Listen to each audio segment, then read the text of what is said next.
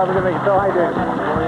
Good, yeah. It's exciting. This is exciting as the World Championship. Not far off. Crowd. Not far off. They don't normally cheer me at the World Championship. Don't they? Oh, they must do.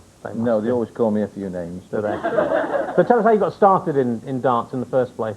I got started playing for fun, really. Playing 1 day a week with my dad in a local little CIU league in a club right next to Port Vale football ground. Okay. And I enjoyed it. It was on a Tuesday. And then just progressed from there. I was natural. And what? It's the only thing I was natural, that and eating. You've pretty much been in the final every year you've ever played, Yeah. and won it 95% of the time, haven't you? So it's an incredible journey. What was your big break that got you into professional My big darts? break came when Eric moved up to Stoke. Eric Bristow. Eric Bristow, yeah. Yeah, never really liked him then. I must be honest. He was like a typical big head Cockney kind of fella. If you know what I mean. Sorry if any Cockneys in the audience, but he was. This is London here. Don't you start. And then he sponsored me for about 10 grand. And I thought, well, he's not a bad lad after all. You know what I mean? So I started to like him a little bit then. No, that's how I met him, and that's how my career started. So when you say he sponsored you, he sort of gave you some money to... Well, he didn't give me any money. He paid for me tournaments. He paid for me to fly to different places in the world to enter tournaments. He paid for the hotel, and on condition that if I won, then I paid him back, which was good really, because it pushed me on to win. Very decent, especially given that you went on to repay him by beating him at the World Championship. Yeah, but I still owed him some money, so I had to win to pay him.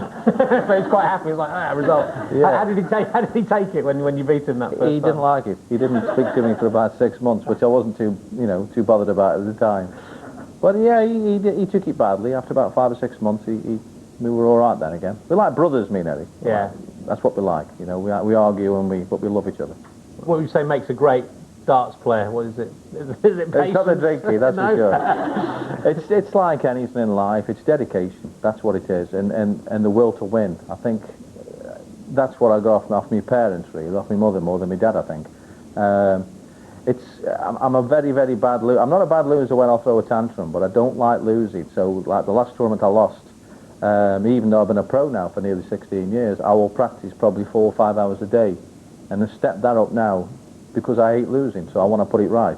And that's what I'm like. I love winning. I love the challenge of, younger players coming through. I've seen off all the older players like your jockeys and your lowies and whatever. Now there's an influx of a new breed coming through, who are more cocky and a bit more dedicated than they were. So when the first time you won the world title, what was the kind of feeling? Can you describe how that felt to... I remember Eric phoning me saying, because I was the last one to qualify for it. There was 32 players then in the World Championship, so I was the last one to get in. And he phoned me, said, Phil, you're in, you've got in. And that was my first chance. I was 150 to 1 at the bookies.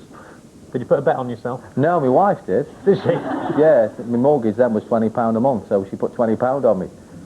125 to 1 I was, beg your pardon. And then a lot of people in my local town bet on me. Oh, I bet you were popular then. I was, yeah. The nicest one was an old woman, an old lady she was a pensioner, and she put something like the last £3 on me. And she wasn't a better, you know what I mean? She wasn't a gambler. And she won something like £400 or £500 or something. And you'd think she'd won the lottery. And that was the nice feeling. Then come the looks off the neighbours, you know what I mean? Because you just won, I think then 24 grand. Yeah. Which was massive. I mean, you might as well have said 24 million to me. I mean, I've never seen that type of money. Yeah. But people think you've got it on the floor. They don't think you get a cheque. They say, can I come in and look at that money? If I had that, I would. You would. I'd cash it up into pound coins and put it up. And I'd go, yeah, come on in, have a look. There it is. Yeah, I know. Don't touch it. Well, you can't spend it. Because the joke about the darts players, obviously, there's that not done. I've got a new sketch where the drinking's the most. Yeah. Do you drink when you're playing, or do you stay sober when you're playing? I'll have. Sometimes I do. Sometimes I don't. I might have a gin and tonic or something, or a glass of wine, but not really, because it's too. I can say if you're going to go and walk up there like the older players, most of them were drunk when they got there or whatever. But now, if you went up there now with these youngsters coming through, then you'll lose. Simple as that. You cannot live that lifestyle and keep going. Do you know what I mean? Yeah. No, you can't keep doing the exhibitions till 1 o'clock in the morning and keep going. If you want to compete and you want to prolong your career, then you've got to be dedicated. Do you think that's the same as with poker? Would you drink when you play poker, or do you? Yes. Yeah. Sometimes it can. I was more nervous picking my chips up in poker when I won a pot. I was like trying to count them. I was dead nervous. It's weird. That is weird. So how did you first get into playing poker? Through my manager, Barry Hare. He's got some tournaments that he does, and he invited me along, and I got sponsored off one of my sponsors for playing it. And the first time I did okay, and the second time I lost in the final. Wow. I've only played in, I think, 2 or 3. So is it a similar mental exercise to playing darts? Do you think that's why you've kind of picked it up so quickly? You need bottle, and I think with poker you need a lot of patience as well. That's the secret. Matt Marty, who's coming on next, he taught me how to play, and the one thing you must have is patience. Because you can get, I mean, if you get like 2 cards, well, you get 2 cards dealt you, and you can sit there for an hour and not have anything. And that drives you crackers. You know what I mean? You're like, please give me something so I can have a go. Just have a go. Just put a chip in. But you need patience. And that's the secret. Well, I'm just going to charge up my mobile phone by plugging it into one of Phil the Power Taylor's available orifices. So we'll be back with more after these short messages.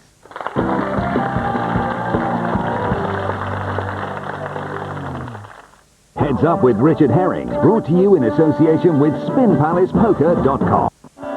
On Poker Zone this December, a feast of original and entertaining morsels to whet the appetite. Heads Up with Richard Herring continues to amuse and enthrall with its mix of poker-playing celebrities and poker pros. Do you think poker could be improved if you had a bloke standing at the table going, Royal for life? Catch all the action from Monte Carlo with a TV first, as Poker Zone brings you coverage from the 30th World Backgammon Championships.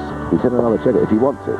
And he does want it. He should want it, yeah. I think he wants it here. Oh, yeah. This fantastic series is hosted by Cara Scott and features expert commentary from backgammon pros Paul McGreal and John Clark. One thing's for sure, Sven is not happy that he's been doubled here. No, this is a good double. And completing the Christmas feast, a very large helping of Poker Night Live. Are you just going to sit and drink tea all night? I feel redundant. I like it already. Join the experts every night from 10 p.m. for tips, advice and answers to all your poker woes. So your advice to our viewers is get on a run with a pair of 8s and then just keep pushing that. Push your luck until you crash and burn, at which point take a break, maybe a couple of weeks. For information about playing poker on TV and a full list of programs, visit PokerZone.tv. It's everything you could possibly want for Christmas this December on Poker Zone.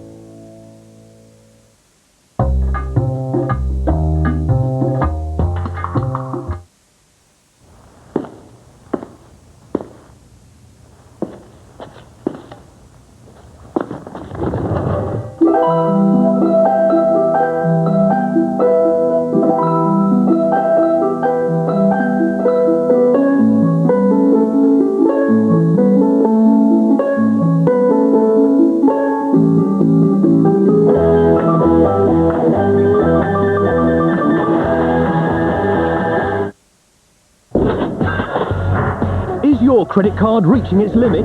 Desperate for some extra cash? Then answer the questions and win £2,000. Another word for money machine is A. ATM. B. Black box. Want to subscribe for a chance to win? Then text your answer cash A for ATM or cash B for black box to 60555 and you can be £2,000 richer. So text cash A or cash B to 60555. 50p per message.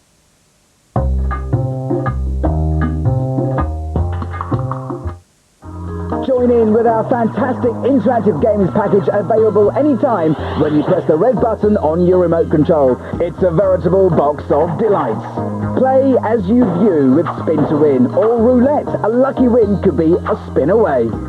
Unravel our Lucky Sevens game. It could be a perfectly lucky game for you. You could squeeze a win out of Fruits of Fortune. This delectable game could keep you satisfied for hours. For novel numbers games, rip open a gripping game of Super Bingo Keno.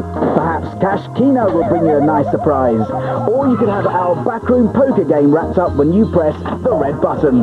Watch the post with Trackside, our incredible virtual horse racing game where you could be a winner every few minutes. Press red to get involved right now. Whatever your game, we have a gift for serious entertainment. Heads Up with Richard Herring, brought to you in association with SpinPalacePoker.com.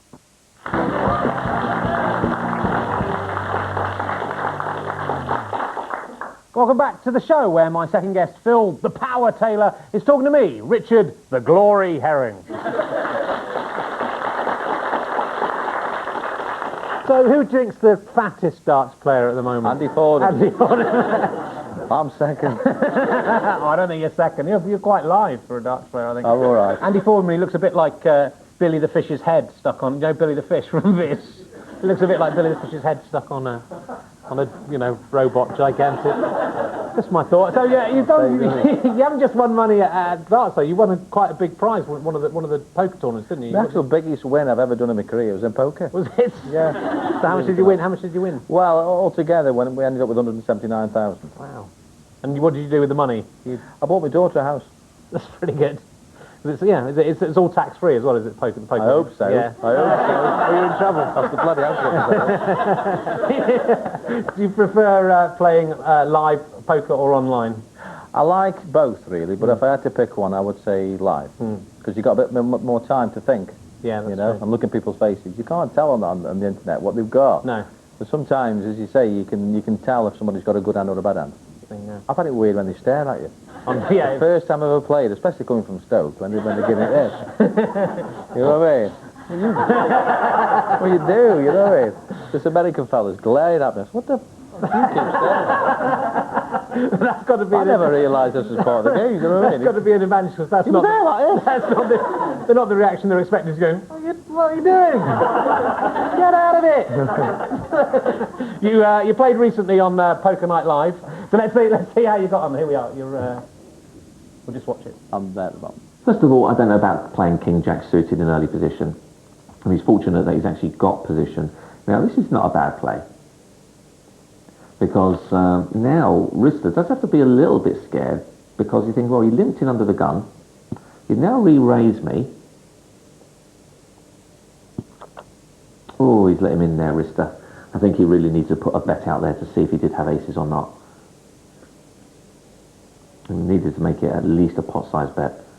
Of course, if he did have aces, then it was bad luck. But well, he's hit his card now, and Rister's a non-believer. But this is one of the occasions that Phil actually has hit his hand, and this time he will get paid off. Oh, he came in as well. So how did it go for you on Poker Night Live? Was that? Yeah, he did score fun. It's just it was a bit late for me, so I had to start rushing a little bit and start putting big bets on. Yeah. It was actually my mate what knocked me out. Oh, was it? Yeah. So how did you? Was that a tournament or a cash game? It was a cash game. Right, and you got knocked out. Wiped out. Right, so it seemed to be going well there. That was. I was all right. Yeah, I was up, and then I got wiped out. If you could play against anyone, living or dead, but they're alive, who would you play? Preferably alive. Yeah, they have to be alive. No, Well, I like playing. come back I alive. really like playing the pros. So if I had a table, I'd like to put Barry in because he's a lucky son. Mad Marty will be on too. Yeah. Because I love him to death anyway. Devilfish, who's got a head as big as this table, so I want to play against him because I enjoy playing people like them, and I want to beat them all. That's what I'd love. I'd love that. Koresh is another one. He winds people up. Well, Marty against Koresh would be great just to watch anyway. Because Marty would wipe the floor with him. Yeah. Do you think poker could be improved if you had a bloke standing at the table going, Royal Flush? I think that would make it better. Definitely. Mad Make it more Mike could do it. interesting. It's a pair of nines with an ace kicker. So you're doing a tournament.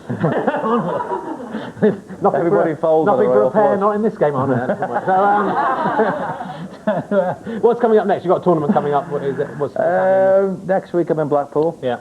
The week after I'm in Holland. The week after is a tournament on Skye in Ireland. And the week after I've not got a clue yet. Do you find you see the places you go to, or do you just see the inside of a big big room? Yeah. Taxi, hotel, taxi, back home again. Yeah. Plane, that's it. It's the same as being a comedian. You just travel the world and see just you never see anything in daylight. We do spend like a week in Blackpool, so I've seen Blackpool a few times. Well, that's pretty good. For someone from Stoke, that's probably the I've been on the ultimate. You can go back and the streets are paved with paving stones. So it's incredible. Thank you very much. You're welcome. Brilliant guest. Thank you very much. you. Phil, the Power Taylor. Thank you.